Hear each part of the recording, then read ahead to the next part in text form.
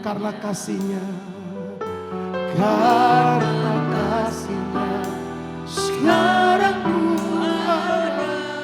Oh, oh Yesusku, ku cinta kau. Sekali lagi katakan, karena kasihnya sekarang ku ada. Oh Yesusku, ku cinta kau selamanya.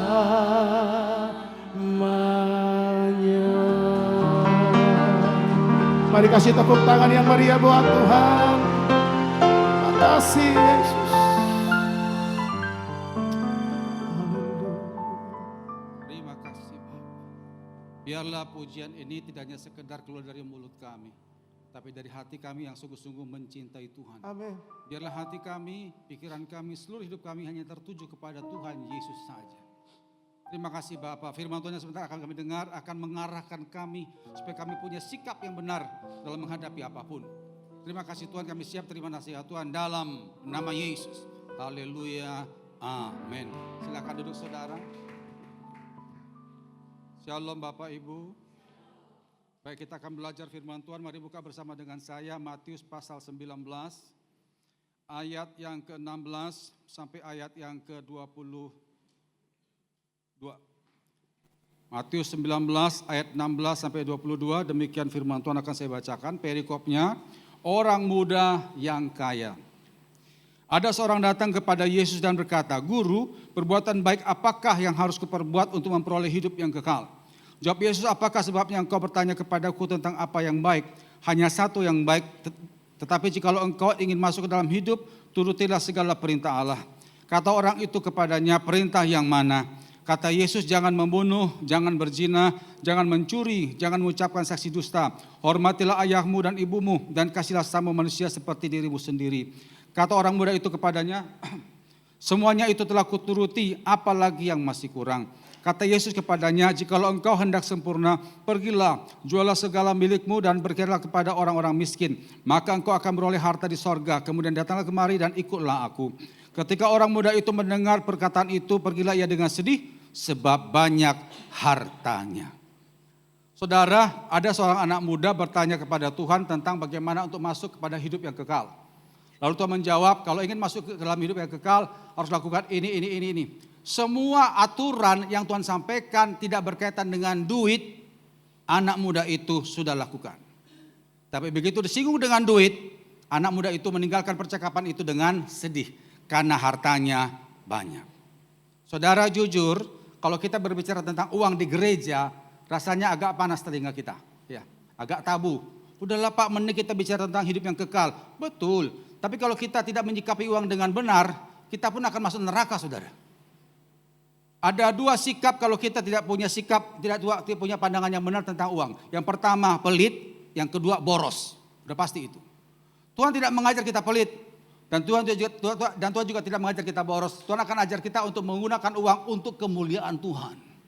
Amin Bapak Ibu. Nah, maka hari ini kita akan belajar sedikit agar kita punya pemahaman yang benar secara Alkitab tentang masalah uang. Ada 3 bagian besar yang kita bahas pada pagi siang hari saudara ya. Yang pertama, ada 3 hal penting tentang uang yang harus kita tahu, yang harus kita ketahui. Yang pertama adalah Tuhan tidak melarang kita memiliki uang, melainkan mencintai uang. Tuhan tidak melarang kita memiliki uang, tapi yang Tuhan larang adalah cinta akan uang. Mari buka 1 Timotius 6. 1 Timotius 6 ayat yang ke-9 sampai ayat yang ke-10. Tuhan tidak larang kita punya uang, mau kaya silakan, tapi yang Tuhan larang adalah cinta akan uang. 1 Timotius 6 ayat 9 sampai 10 dikatakan di sana.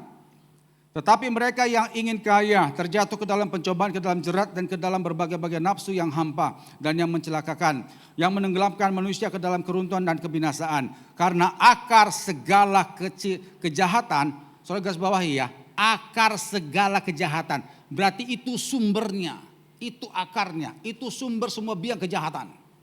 Akar dari segala kejahatan adalah cinta uang, bukan uang ya, tapi cinta uang. Sebab oleh memburu uanglah beberapa orang telah menyimpang dari iman dan mengisi dirinya dengan berbagai-bagai duka. Tuhan tidak larang kita untuk memiliki uang, mau kaya silakan. Tapi Tuhan larang adalah cinta akan uang. Di Alkitab ada banyak contoh anak-anak Tuhan yang kaya. Bahkan lebih kaya daripada mereka yang tidak kenal Tuhan.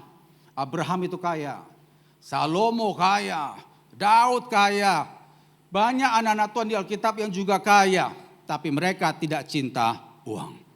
Jadi hal pertama tentang uang harus kita ketahui adalah Tuhan tidak melarang kita memiliki uang. Yang Tuhan larang adalah cinta akan uang. Yang setuju katakan amin. Yang kedua, uang hanya bisa membeli secara fisik suatu barang, tapi bukan esensi hidup. Sekali lagi, uang hanya bisa membeli secara fisik suatu barang, tapi bukan esensi hidup. Contoh, kita bisa membeli rumah yang megah, yang besar. Tapi kita nggak bisa membeli rasa nyaman tinggal dalam rumah. Itu nggak bisa. Kita bisa membeli tempat tidur kualitas nomor 1. Luar negeri punya. Tapi kita nggak bisa membeli rasanya nyak tidur di atas tempat tidur. Nggak bisa Bapak Ibu. Uang bagaimanapun nggak bisa menghadirkan kita bisa nyenyak di situ, nggak bisa. Saudara, saya mau nanya. Lebih parah mana? Batin kosong atau perut kosong? Batin kosong atau perut kosong? Perut kosong. Berarti saudara lagi lapar ini. Saudara, kalau perut kosong dikasih uang 1 juta, selesai dia beli makanan. Tapi kalau batin kosong 1 triliun pun tidak akan bisa memenuhi hatinya, nggak bisa. Saya pelayanan sudah hampir 30 tahun Bapak Ibu ya. Saya banyak menangani anak Tuhan yang kaya di Surabaya dan hati saya sedih melihat mereka.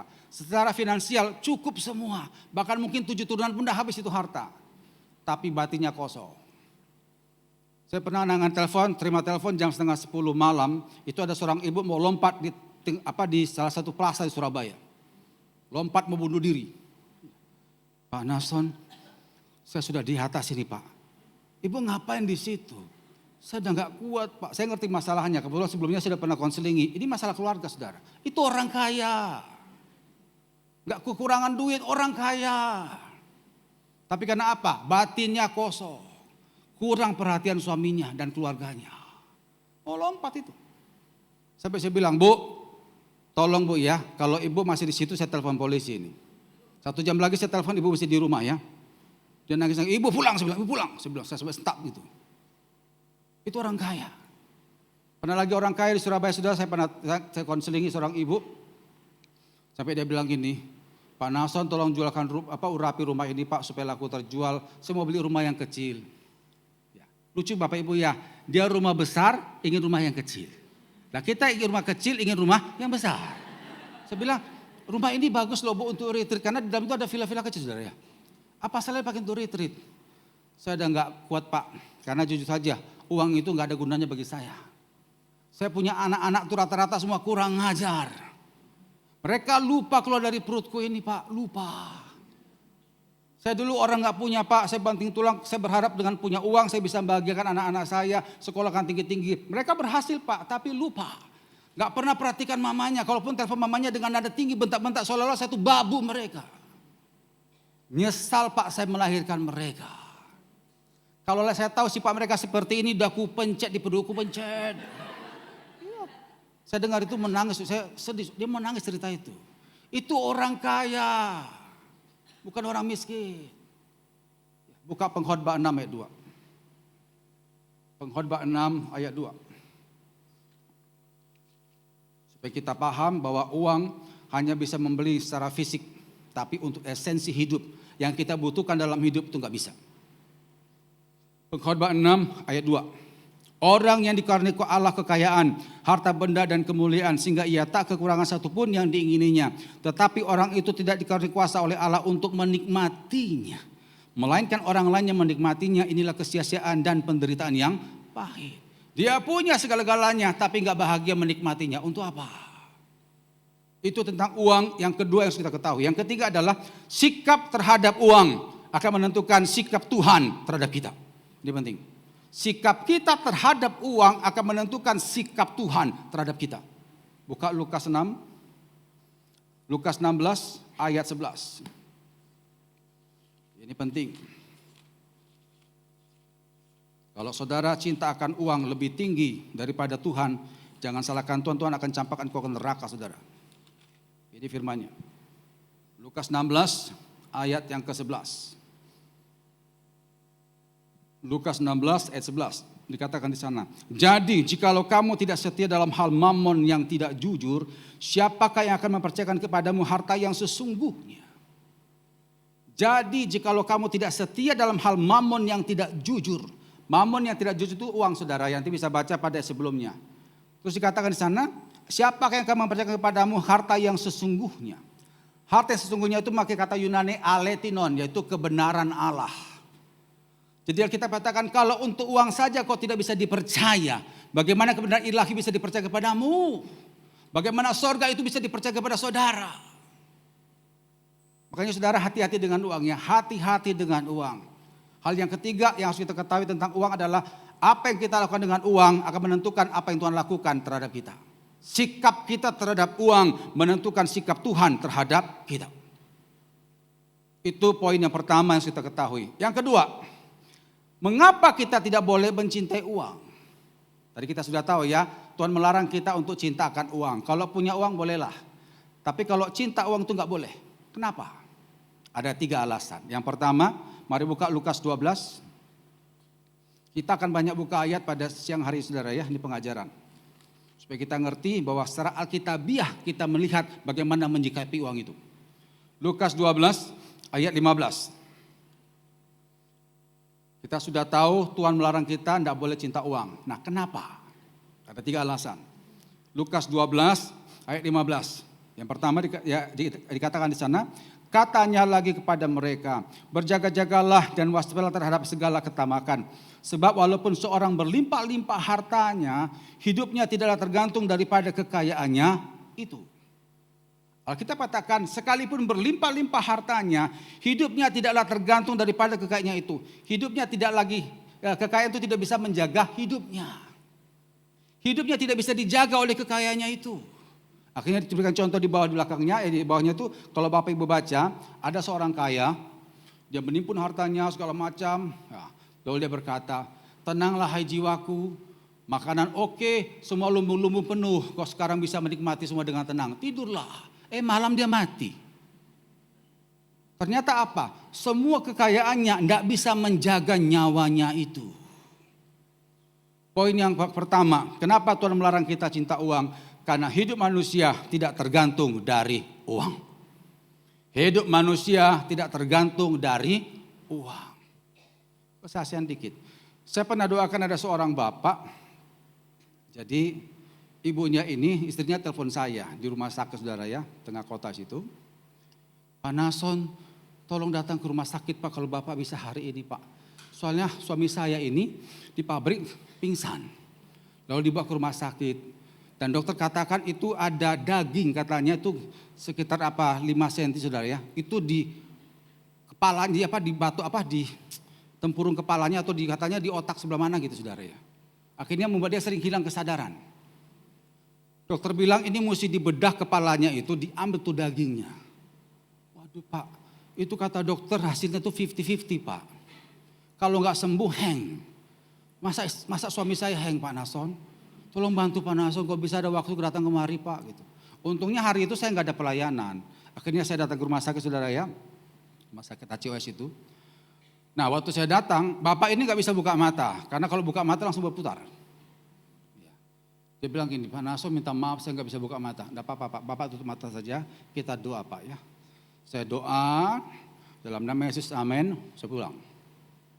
3 jam kemudian ibu itu telepon, Pak Nason, tadi waktu Bapak pulang sekitar 2 jam lebih itu suami saya itu bersin-bersin. Tiba-tiba keluar daging dari hidungnya. Nah sejak itu kok nggak pusing lagi kepalanya.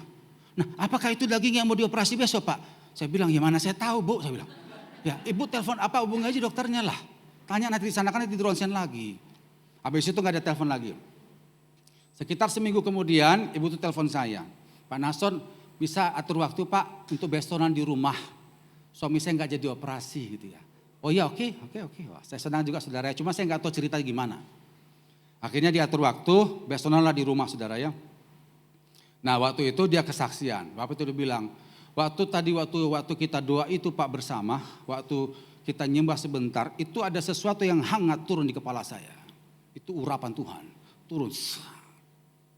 Lalu begitu Pak Nason pulang, 2 jam kemudian saya bersin-bersin Pak. Nah ternyata salah satu bersin itu, daging itu keluar. Dan besok waktu mau dioperasi kan diperiksa lagi, sudah di ronsen. Ternyata daging itu sudah tidak ada.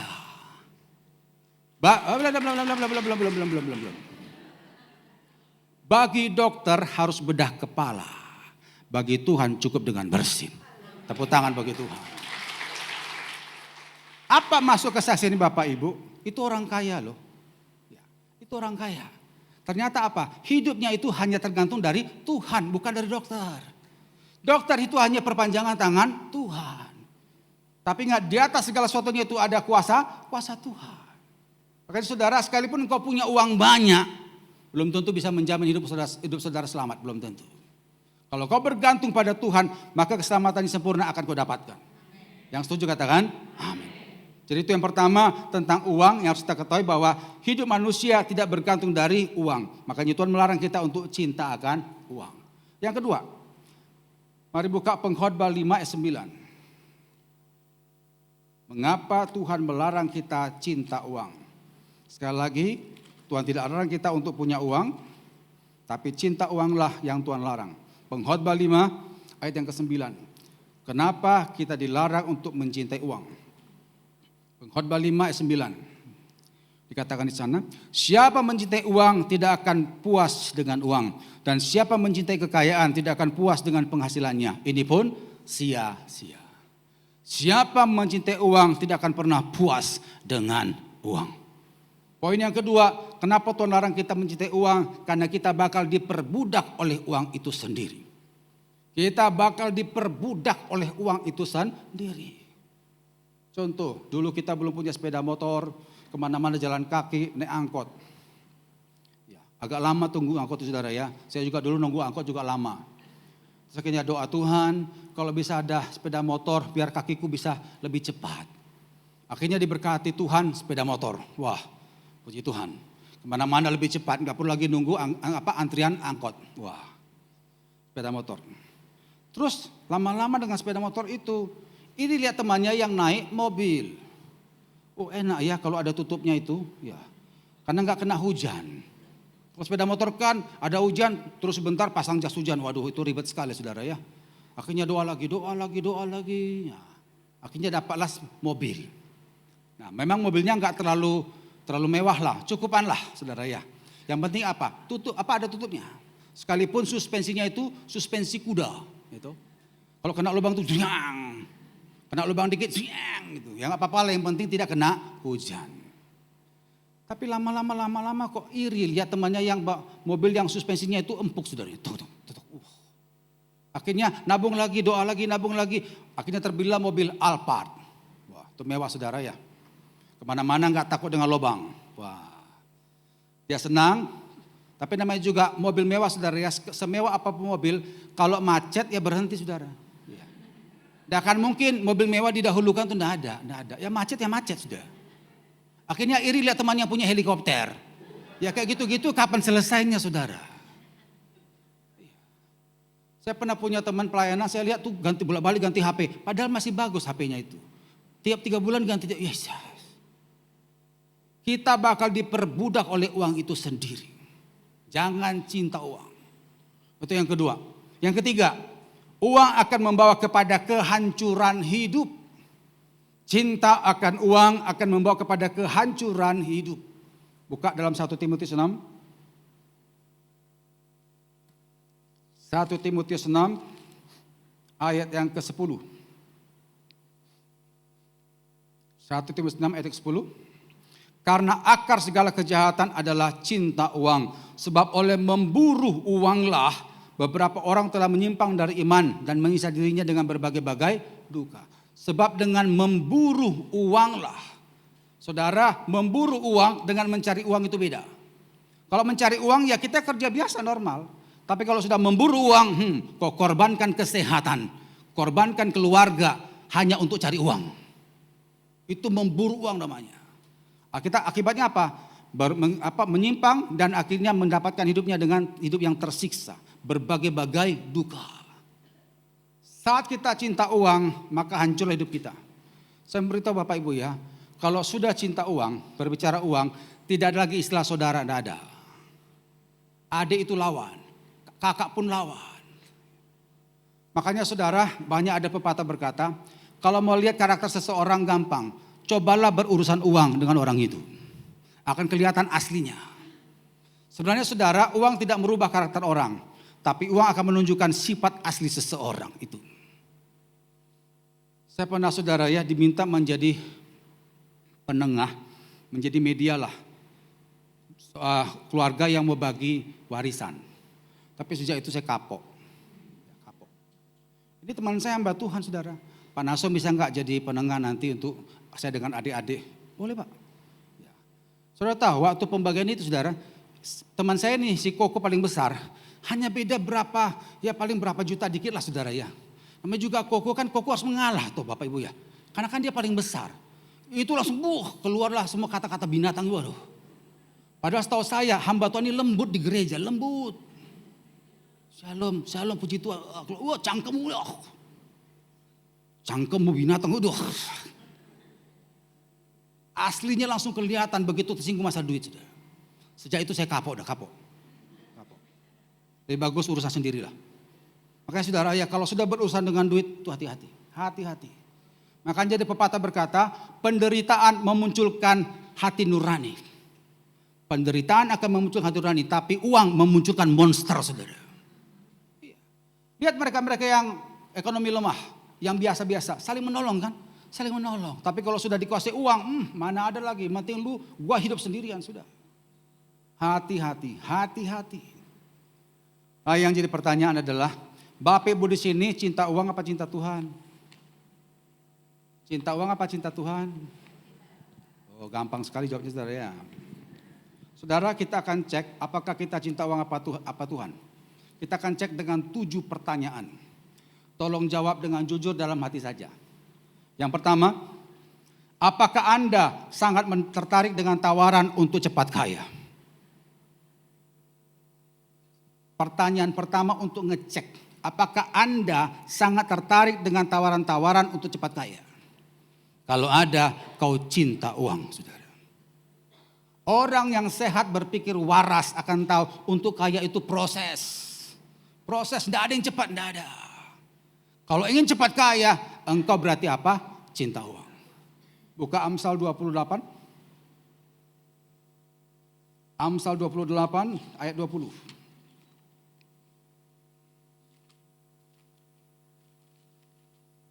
Amsal 28 ayat 20. Orang yang dapat dipercaya mendapat banyak berkat. Tetapi orang yang ingin cepat menjadi kaya tidak akan luput dari hukuman.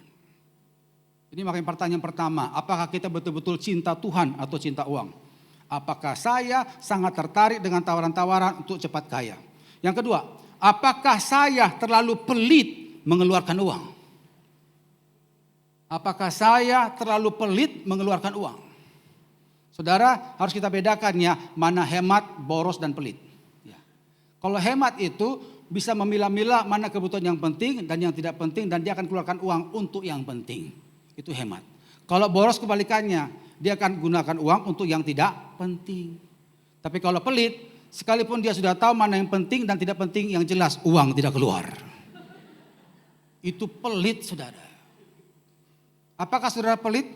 Kalau pelit berarti engkau cinta uang. Yang ketiga, apakah Anda cenderung lebih suka bergaul dengan orang-orang yang selalu membicarakan uang dan harta yang mereka miliki? Apakah saya cenderung lebih suka bergaul dengan orang-orang yang selalu membicarakan uang dan harta yang mereka miliki? Saudara, saya pernah ngisi salah satu kebaktian wanita tengah kota. Habis khotbah, kebetulan di lantai 2 itu, lantai bawah itu ada kafe saudara ya.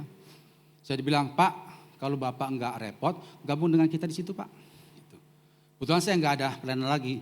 Akhirnya, oh iya Bu, ya. Kebetulan situ sudah ada rotinya, saya tinggal bawa tehnya. Saya bawa tehnya. Nah di situ ada sekitar 8 orang kalau nggak salah ibu-ibu, meja bundar gitu saudara ya. Waktu saya mendekati meja itu, sayup-sayup saya dengar mereka sedang membahas tentang tas sama sepatu. Sayup-sayup saya dengar, biasalah ibu-ibu ya. Nah begitu saya sudah masuk, saya bilang ibu-ibu, maaf saya numpang di sini, katanya saya suruh gabung. Oh ya silakan Pak Pendeta. Saya begitu duduk, taruh teh saya, semuanya hening. Tidak ada pembicaraan tas sama sepatu. Akhirnya saya buka pembicaraan. Ibu-ibu, tadi waktu saya khotbah kira-kira ada yang nggak jelas enggak? Mereka bilang, oh jelas semua Pak Pendeta, semua jelas. Terus hening. Terus saya ambil saya minum teh saya tanya lagi. Mungkin ada masukan dari ibu-ibu tentang khotbah saya, apakah ada yang kurang atau bagaimana? Oh pas Pak Pendeta, Pak Pendeta. Terus hening. Saya rasa waduh kok nggak enak saya di sini ya. Akhirnya cepat-cepat saya habisin teh saya sama roti saudara cepat-cepat. Saya bilang, ibu-ibu saya pamit dulu ya. Oh iya silakan Pak. Saya baru keluar 2 langkah kemudian terus.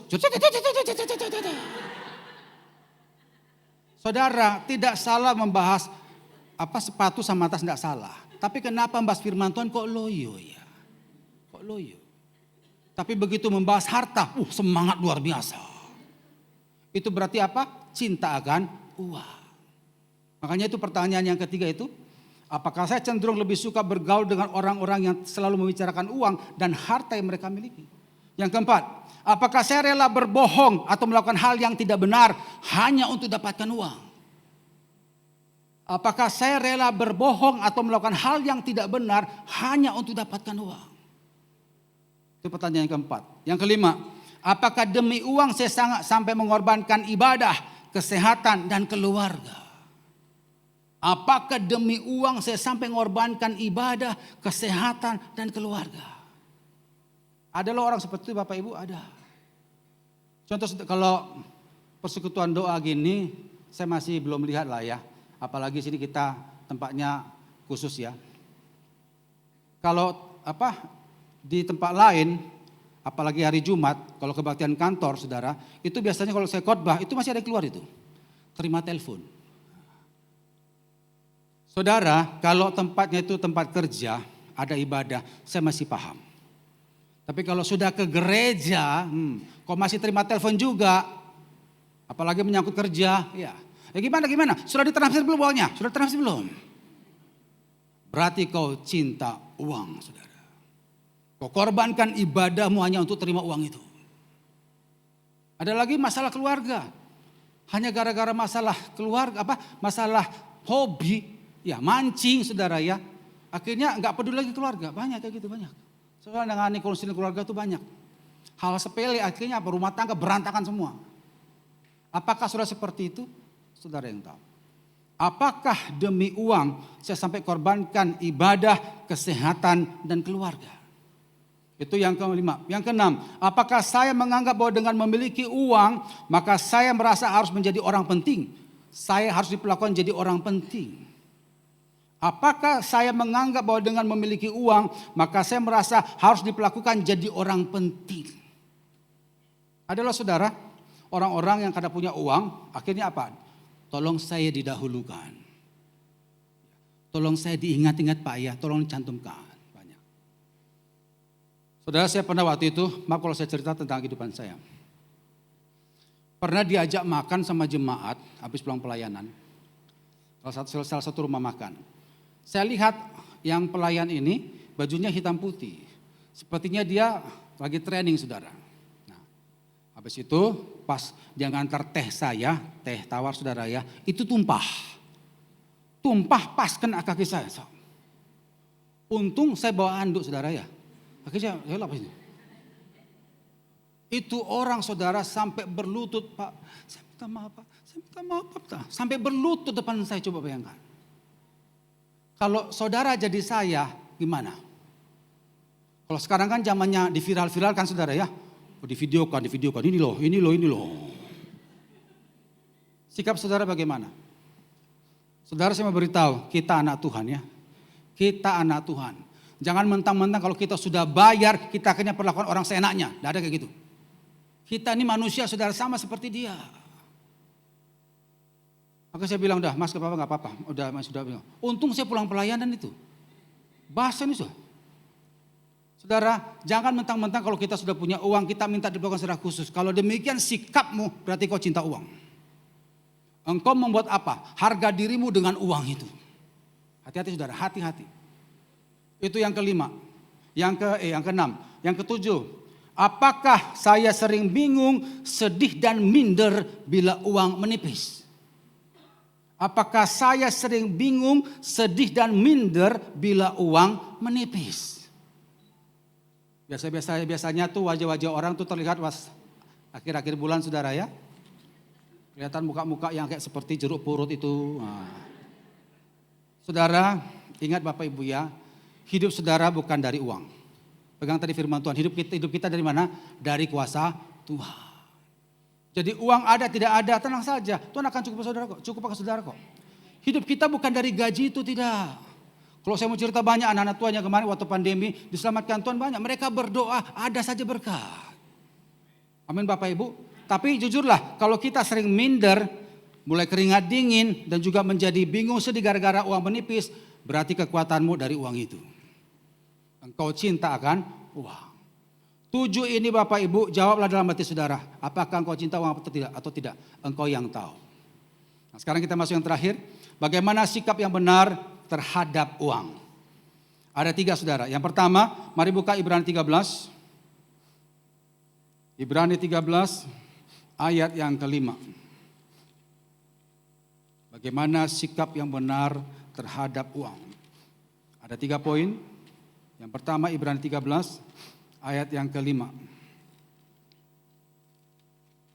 Ibrani 13 ayat yang kelima, demikian firman Tuhan. Janganlah kamu menjadi hamba uang dan cukupkanlah dirimu dengan apa yang ada padamu. Karena Allah telah berfirman, aku sekali-kali tidak akan membiarkan engkau dan aku sekali-kali tidak akan meninggalkan engkau. Yang pertama adalah cukupkan apa yang ada padamu. Cukupkan apa yang ada padamu. Apa maksudnya cukupkan ini Bapak Ibu? Ada 2. Yang pertama adalah jangan membeli sesuatu hal atau suatu barang dan jangan berupaya untuk mendapatkannya sementara pendapatanmu kurang dari itu. Jadi jangan membeli atau ingin mendapatkan suatu barang sementara itu di luar daripada kemampuanmu. Jangan seperti itu. Atau yang kedua, kita punya banyak uang, nggak usah beli yang aneh-aneh itu loh saudara.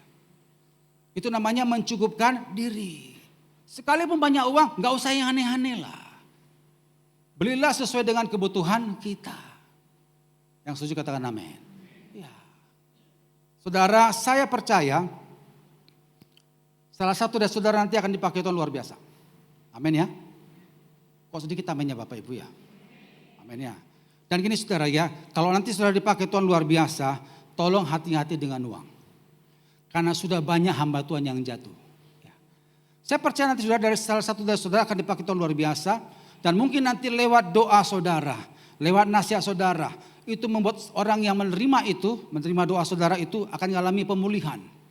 Ya saudara ya, mereka yang mengalami pemulihan, mereka gak segan-segan memberikan yang terbaik yang mereka punya kepada saudara. Gak akan segan-segan. Maaf kalau saya cerita pelayan saya.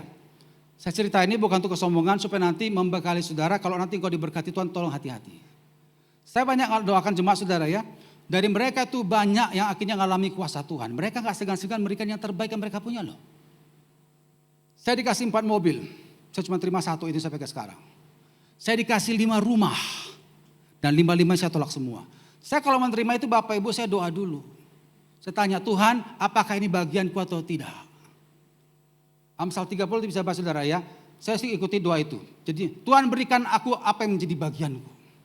Itu saya doa setiap hari. Kalau bukan hakku, bukan bagianku, saya tolak. Sekalipun kita butuh itu. Rumah yang terakhir itu tahun ini, di Januari, itu Dharma Usada. Rumah harga 8M saudara. Saya tolak. Karena saya doa Tuhan bilang enggak. Bukan berarti saya enggak butuh rumah ya. Munafik kalau saya enggak butuh rumah. Oh saya masih ngontrak loh saudara, masih ngontrak saya. Iya, ngontrak di Kebayoran itu. Tapi saya enggak mau terima yang bukan bagian saya. Kenapa saya sampaikan ini Bapak Ibu? Karena nanti engkau akan ngalami gitu. Kalau saudara terima semua, engkaulah cinta uang itu. Sudah banyak hamba Tuhan yang jatuh, sudah banyak. Jadi nanti Bapak Ibu kalau engkau diberkati Tuhan, tolong hati-hati. Hati-hati. Saya pernah dengar ada satu anak, kebetulan itu temannya istri saya. Papanya dapat mobil. Tapi entah kenapa waktu dia cerita itu, saya nggak yakin mobil itu bagiannya dia. Cuma saya nggak ngomong lah. Akhirnya lama-lama si anak ini ngeluh. Aneh ya om, cerita ke saya. Kenapa papa kok susah sekali bawa mobil itu? Saya bilang loh, kenapa tanya lo papamu? Saya udah pernah tanya papa, katanya bensin mahal. Saudara, kalau Tuhan berikan sesuatu, Tuhan akan cukupkan juga untuk merawatnya, itu pasti, itu dari Tuhan. Tapi kalau sampai dikasih, sampai kekurangan, itu bukan dari Tuhan. Makanya Bapak Ibu tolong hati-hati untuk masalah pemberian ini. Amin ya. Tolong hati-hati. Kalau engkau hati-hati, engkau akan sangat diberkati Tuhan. Saya banyak nolak saudara ya. Bukan berarti saya enggak. Saya banyak mengalami kuasa Tuhan banyak. Bagi saya memang saya enggak pernah minta kaya sama Tuhan, enggak pernah. Saya cuma minta cukup. Ya. Cukup itu udah luar biasa, saudara, luar biasa. Dengan saya cukup, saya enggak akan repotkan jemaat, enggak akan. Biarlah Tuhan yang mencukupi kebutuhan saya. Saya cuma prinsip itu. Makanya Bapak Ibu cukupkan apa yang ada padamu. Gak usah aneh-aneh lah. Kasih tahu kiri kanan saudara. Kalau ada duit gak usah aneh-aneh lah. Ada amin saudara ya. Ini penting. Kalau kita tidak punya sikap yang benar, hancur kita. Itu yang pertama. Cukupkan apa yang ada padamu. Yang kedua, gunakan uang untuk pekerjaan Tuhan. Buka Lukas 8 ayat 1-3. Ini sikap yang benar dalam menggunakan uang. Gunakan uang tersebut untuk pekerjaan Tuhan. Lukas 8 ayat 1-3. Kita lihat di sini ada contoh bagus. Tidak lama sesudah itu Yesus berjalan keliling dari kota ke kota, dari desa ke desa, memberitakan Injil Kerajaan Allah. Ke-12 muridnya bersama-sama dengan dia. Dan juga berapa orang perempuan yang telah disembuhkan dari roh jahat atau berbagai penyakit, yaitu Maria yang disebut Magdalena yang telah dibebaskan dari 7 roh jahat. Yohana istri Kusa bendara Herodes, Susana dan banyak perempuan lain. Perempuan-perempuan itu melayani perempuan itu dengan kekayaan mereka. Jadi rupanya banyak donatur yang membantu pelayanan pekerjaan daripada yang Tuhan Yesus lakukan. Kita perlu membantu pekerjaan Tuhan. Amin saudara. Jadi kalau saudara diberkati lebih, ingat gerejamu. Ingat pelayanan yang Tuhan mungkin sudah taruh di hati saudara. Bantu pekerjaan Tuhan di sana. Yang setuju katakan amin. Itu yang kedua. Yang ketiga yang terakhir adalah gunakan uang tersebut untuk menolong sesama. Gunakan uang tersebut untuk menolong sesama. Ayat yang 1 Yohanes 3. Jadi simpel Bapak Ibu ya, tidak aneh-aneh. Tapi sayang yang simpel ini seringkali diabaikan, akhirnya hidupnya hancur dengan masalah uang. 1 Yohanes 3 ayat 17-18. 1 Yohanes 3 ayat 17-18 demikian firman Tuhan. Barang siapa mempunyai harta duniawi dan melihat saudaranya menderita kekurangan, tetapi menutup pintu hatinya terhadap saudaranya itu, bagaimanakah kasih Allah dapat tetap dalam dirinya? Anak-anakku, marilah kita mengasihi bukan dengan perkataan atau dengan lidah, tetapi dengan perbuatan dan dalam kebenaran. Gunakan kekayaan atau uang yang ada pada kita untuk menolong sesama. Kalau kita punya berkat banyak, kita ngerti dan kita tahu ada teman kita yang butuh dana, bantu. Ada amin saudara ya? Itu ada 3. Jadi 3 ini pegang Bapak Ibu. Ayat terakhir. Amsal 11 ayat yang keempat. Amsal 11 ayat yang keempat.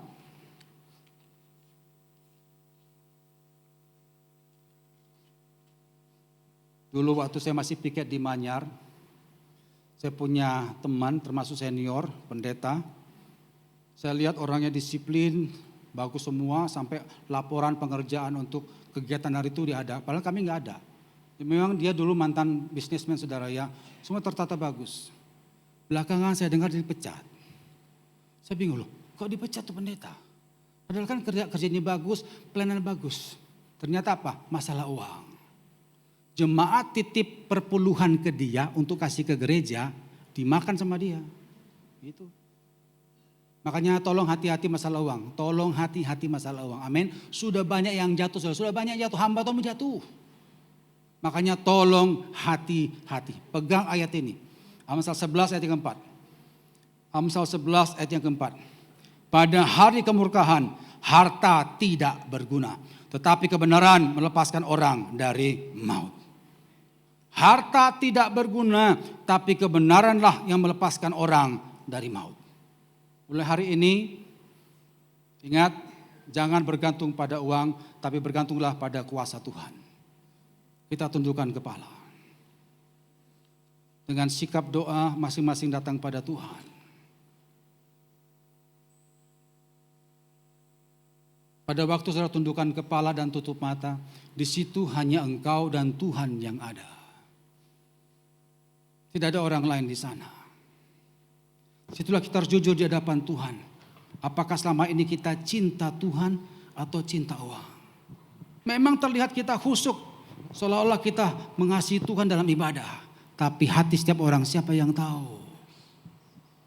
7 pertanyaan tadi jawablah dengan jujur. Apakah engkau cinta Tuhan atau cinta uang? Ingat Bapak Ibu, mereka yang cinta uang tidak akan pernah bagus hidupnya. Tidak pernah. Bahkan Alkitab katakan pada waktu nanti akhir zaman, pada waktu nanti maut menjemput kita, bukan uang yang Tuhan perkirakan, tapi hidup kita benarkah di hadapannya. Mulai hari ini sebelum terlambat, bertobatlah. Bertobatlah. Tuhan ampuni kami, jikalau selama ini hanya lidah kami saja yang berkata kami cinta Tuhan. Tapi ternyata di hati kami cinta uang. Kami bingung Tuhan pada waktu uang gak ada. Kami bingung untuk ngutang sana sini. Padahal sebenarnya ada waktu Tuhan untuk menolong kami. Kalaupun kami punya uang, kami berlagak sok lebih hebat daripada yang lain. Minta diperlakukan istimewa. Tuhan ampuni kami. Ampuni kami. Biarlah mulai hari ini kami sungguh-sungguh melihat seperti yang Tuhan sampaikan pada hari ini. Bahwa kami harus sungguh-sungguh tidak lagi bergantung pada uang. Karena uang itu terbatas. Hanya mencukupi masalah fisik saja tapi batin tidak. Terima kasih Bapak. Hamba sudah sampaikan apa yang Tuhan mau. Dan hamba sangat-sangat terbatas. Hamba serahkan kembali kepada Engkau Allah Roh Kudus yang tidak terbatas. Teruskan firman-Mu. Sempurnakan penyampaiannya. Materaikan kebenaran firman-Mu ya Tuhan. Dan berkati kami semua. Di dalam nama Yesus. Haleluya. Amin. Tepuk tangan bagi Tuhan.